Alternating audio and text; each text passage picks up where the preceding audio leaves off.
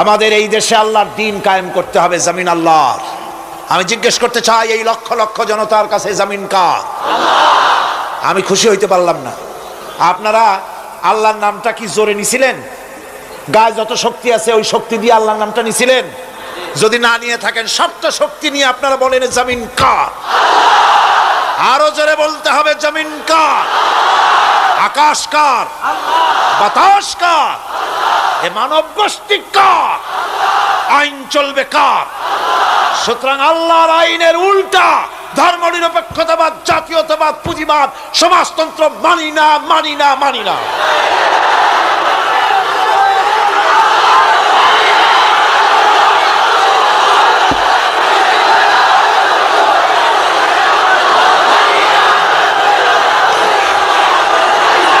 আল্লাহর এই জমিনে, সরে যাও, আল্লাহর এই জমিনে প্রয়োজন হচ্ছে আল্লাহর দ্বীন প্রতিষ্ঠার জন্য ঐক্যবদ্ধ প্রচেষ্টা।